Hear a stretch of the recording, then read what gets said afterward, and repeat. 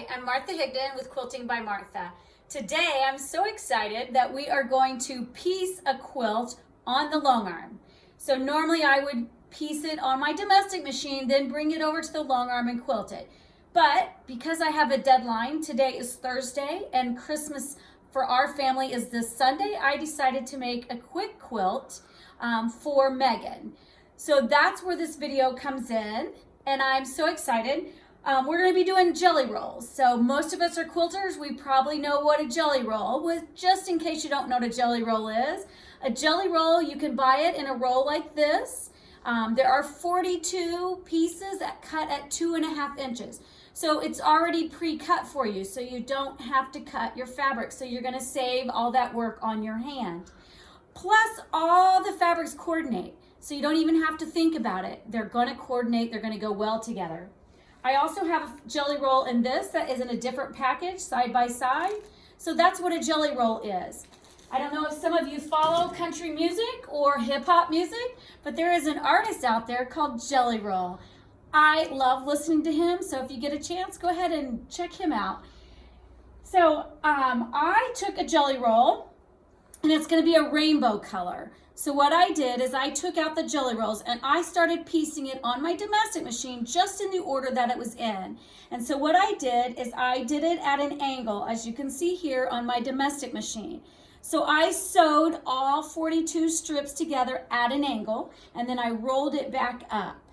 Now there was a couple that had the same fabrics. I went ahead and took them out and put them at the end of the quilt. So I have it rolled up, ready to go. It's always good to have a lint brush near you because it does kind of make a mess, but hey, you're not cutting the fabrics. It's already done for you. So when I'm out teaching, I'm a national educator with Handy Quilter. So I travel all over the world and I teach people how to use the long arm systems of the Handy Quilters. So one of my favorite classes is teaching this pillow class.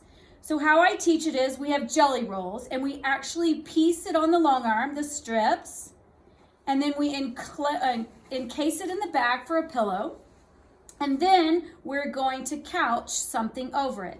You notice here that I have a stitch design, a quilt design in each of the rows. When we get to that section, you can decide, do I want to quilt in each row? Do I want to just leave it as I stitch and turn, quilt and turn? Or do I want to do an edge to edge over the entire quilt? That is an option that you'll have to decide for yourself. Then the couching on top of it is the after effects when we're finished with the quilt. So that's what we're going to be doing in this video, except we're going to be doing a large version, not just the small pillow section. If you have a Handy Quilter dealer near you and you want me to teach this class, tell that dealer to recommend Martha Higdon, and maybe I can teach a class near you. You may say, what is couching? We're going to talk about couching. Couching, we're going to be using this baby Barnett blanket yarn and a couching foot, and we'll get to that in a minute. Notice the back of my jacket is also couching. I love couching. The reason why we're going to couch on this quilt is I want to put her name on the quilt so that it's personalized. It's for her. She knows the quilt was made specifically for her. All right, so we got to get started here. So first you have to ask yourself, how large do I want to make the quilt? So I would like to make at least a throw. You have 42 at 2.5. You could go 42 across and about 80 down. Or since I sewed them all together, I can go as far across as I want, and I'm going to cut and start the next row. So I have loaded my backing fabric, which is 60 by 80. So I can make a quilt basically almost that size. Notice I have my red snappers on, so I'm going to lose a good 1 to 2 inches at the backing fabric. But I love my red snappers. It makes it fast and simple and easy to put a quilt backing on. Notice I already have my batting cut. So I have at least 60 inches across, 80 down. I then loaded my backing. Notice my backing is the same size, my batting is the same size as my backing. The reason for that is when I roll and advance my quilt, You want the batting to be the same size so it rolls up evenly. If you skip on the batting and bring the batting in, when you go to roll, that batting has a tendency to draw itself in. So when you get to the bottom of your quilt, it's going to be smaller and smaller. So it's always good that your batting is the same size as your backing for when we're rolling. So you can see here that I took a Sharpie marker. I have my tape measure. I taped across to make sure where I was at. So this is my center, not the other side. I just realized that. I just placed my centering tape on so I know where the center is. And this is the center of my quilt. So I can take my tape measure and I can measure across. At first I was going to do a 50 by 70. But then I thought, well, I don't want to waste any more of my backing and batting. So now I've decided to do 54 across. So what I did is I measured here, and it's 54. So on my two outside, I can go 54 across. And when I get to the bottom, I'm going to do 74 across. So this black mark here was at the beginning when I was going to do 70. So I can come down 2 to 4 inches after, or 4 inches after when I get to the bottom. So on my batting, I just made some markings so I know where I'm at in my quilt. Okay, so here's my batting. I'm going to roll it up. I'm going to put it up in my handy hammock. And that's to keep the batting off the floor. You can get a handy hammock for any machine. Handy Quilter sells them, but you can put them on any of the machines. I love the feature that it's up in off the floor. So I've measured. I've made my marks. Those marks aren't going to show up because I'm going to put the fabric over top of it. I have my clamps on the back. I am going to be working on my Handy Quilter Forte, which is a 24-inch throat space. So I have 24 inches to work with here. I'm going to come over here to the side. We're going to be talking about straight line quilting.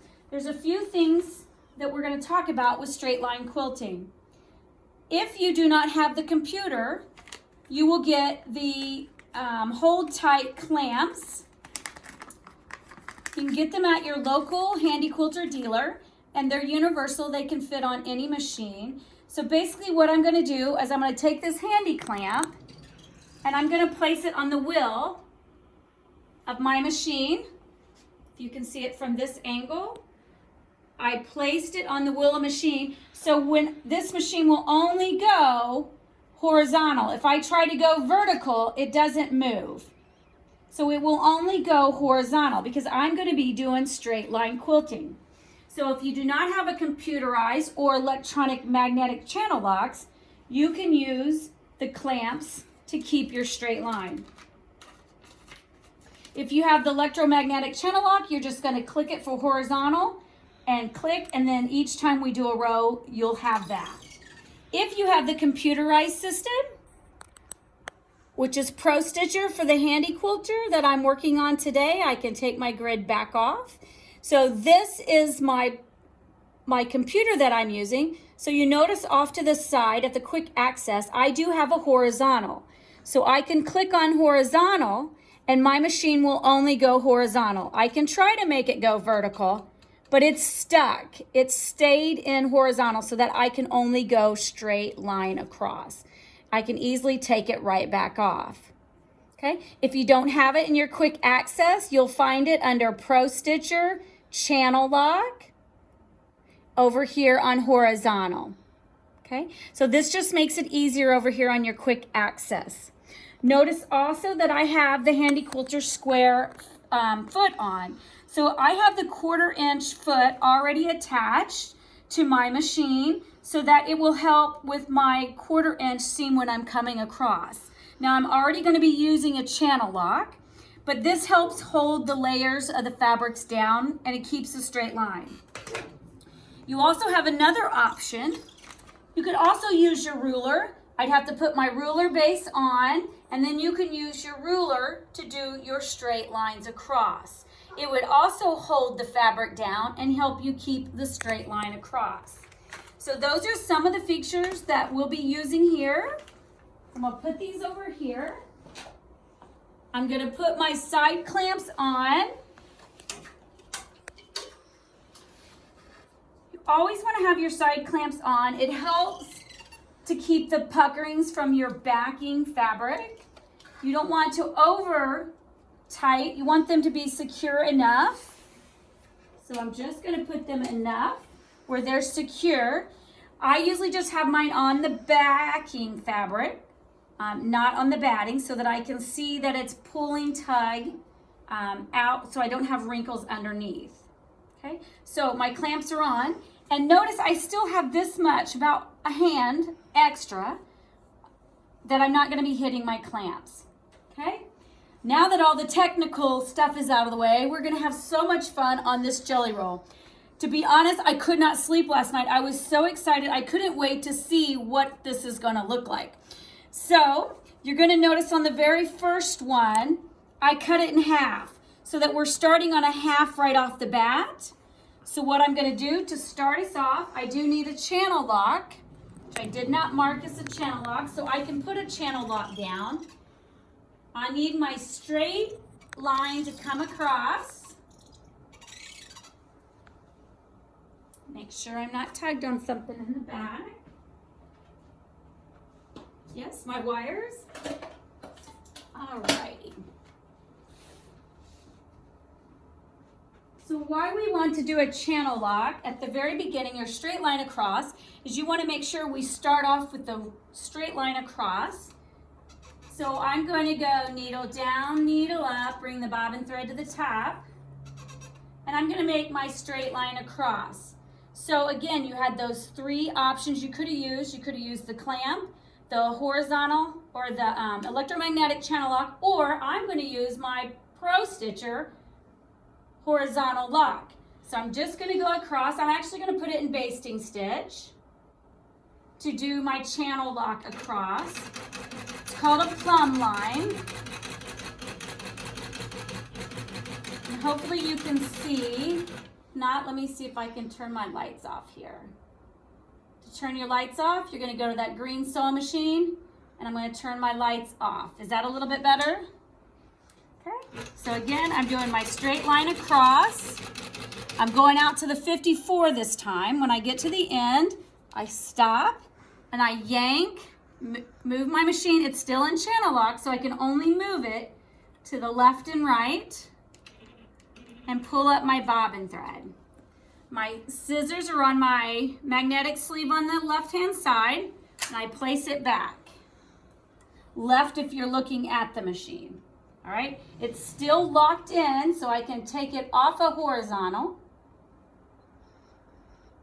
and then I can take the basting stitch back off. All right, so that's my first line. So what I'm gonna do is I'm gonna take my first, and I'm gonna line it up to that plumb line, okay? I'm going all the way out to the 54. So the first one, I'm gonna go ahead and cut them off. Now you can use any scissors you want. Today I'm gonna use my lovely batting scissors. These are a must-have too, handy quilter. So I am going to trim it off right there at the 54. You can use any of your scissors. I'm gonna take my row, and I'm gonna row out my second one. Now, I'm gonna go ahead and put my first row down so that it is secure. Gonna bring needle up, needle down, bring my bobbin thread to the top. I'm gonna turn my horizontal back on, and I'm gonna turn my basting back on because it's at the top. This is gonna be in my binding area. I'm just gonna make sure that I'm lined up with that plumb line. And it's real important at the very beginning of your quilt, you get that straight line across. Especially if you're using digitized patterns, you want it to be straight across.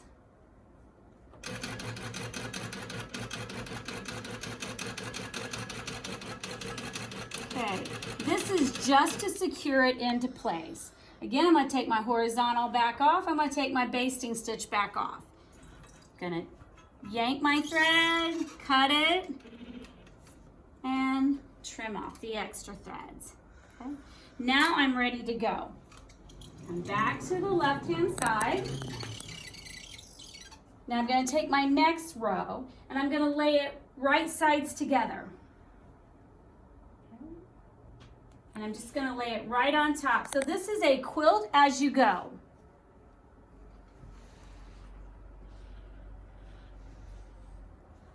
And then since I let the colors stay, it should graduate down as a rainbow of the colors. So I'm going to go ahead and remove, cut those two off, and now I'm ready to sew my first strip. Okay. I'm going to come to the bottom of the strips because I'm going to flip it as I go. So to start every one, I'm going to go needle down, needle up, bring my bobbin thread to the top.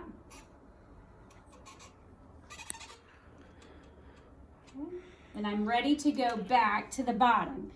Now, on my handy quilter, I have a locking stitch, so I bring up the green sewing machine. And I actually have a locking stitch, so I can hit the locking stitch, the tie off, and it says gently move the machine. It will tie off. So now that stitch is locked in. I'm at 10 stitches per inch, so you can run yours if you run 10, 11, or 12. So now I'm ready to do my first line across. I'm going to hit my horizontal so that it goes horizontally across. I'm using the side of my square foot also as a gauge, but it's locked in. It's only going to do horizontal.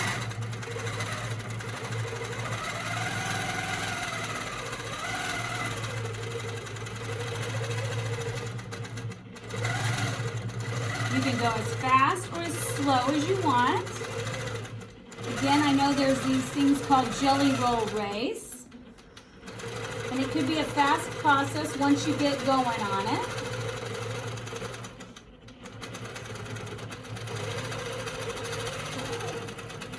Coming across the first one.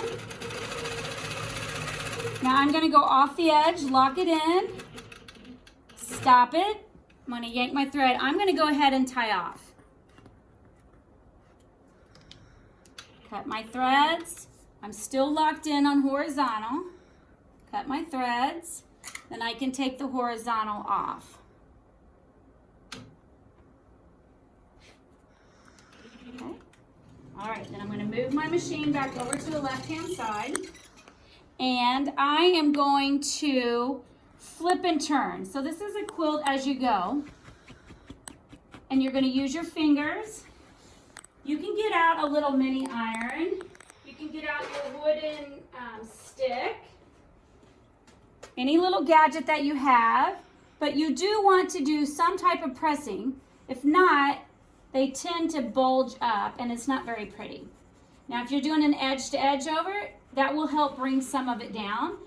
But on this case here today, I think I'm just going to leave it. I don't think I'm going to add. I know it's hard to believe. I love quilting so much that I'm not going to do extra quilting. So this is here where you would decide whether you would want to add some free motion designs in each row. Or you're just going to let it be itself and just quilt as you go. For today, we're going to leave it just as quilt as you go. Now I'm ready for my next strip. Again, I've got my roll of fabric here. And I right sides together, and I probably should not cut off until I get to the end. Just for that possibility. Or you can give yourself a little extra because you're going to square up the quilt. Okay, so I'll give myself a little extra. I'll go ahead and just cut it off. That way it's out of my way. Okay, now I'm ready for row number 3.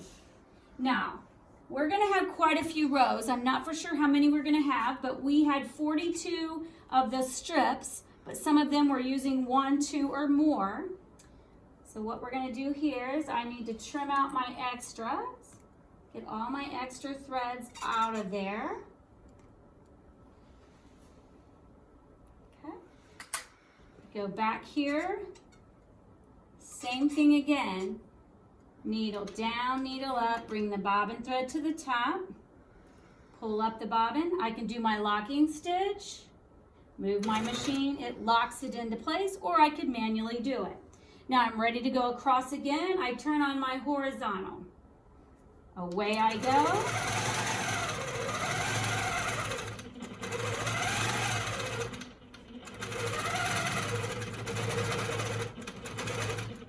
If I feel like it's getting off a little bit, I can always stop it, turn off the horizontal change, move it down just a little bit, and then back at it again. Push play, and go back out, across.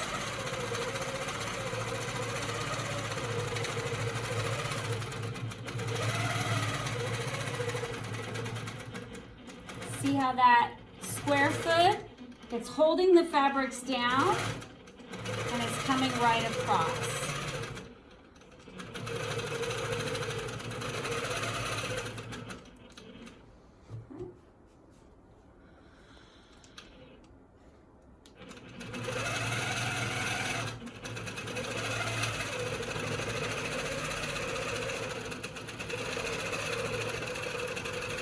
Get to the end, same thing, do a locking stitch or a couple extra stitches. You're going to pull, move the machine away to the left, bring it up, bottom, bring your bobbin thread to the top, and now you have the 3 threads together, and clip your threads. Move the machine, take it back off a horizontal, move the machine back to the left, and then the same thing, I'm going to flip and turn. Okay, I'm going to use my fingers, I'm going to flip it, pulling it down. I'm going to use my wooden tool that I have here. You can use a roller, you can use a mini iron. See, there's a little gap right there. So what you want to do is make sure that it's pressed down nicely. Okay. Again, we're ready for the next row, and we're just repeating it over and over and over. We're going to line up this next row, same thing. And we can cut our fabric off, make sure it's lined up on that side with the others. Cut the threads. And this is what, or cut the jelly roll off. Basically, I'm just going to keep going all the way through my quilt until I get to the end of the quilt. Now, I will tell you that I timed myself to see how long it would sew these together. So on my domestic machine, it took an hour and a half. I wasn't in a big race, I was taking my time. So it took me an hour and a half to put this jelly roll end to end. So now I'm going to time myself to see how long it takes me to quilt this quilt. So instead of watching me do each row, I'm going to pause, and then we're going to come back when I get to the bottom of the quilt. You'll want to stay tuned because I'm going to do the couching of her name at the end of the quilt when we are finished here. So let me finish what I'm doing. You get your jelly rolls ready so that you can start your quilt, and I'll see you back here in a few.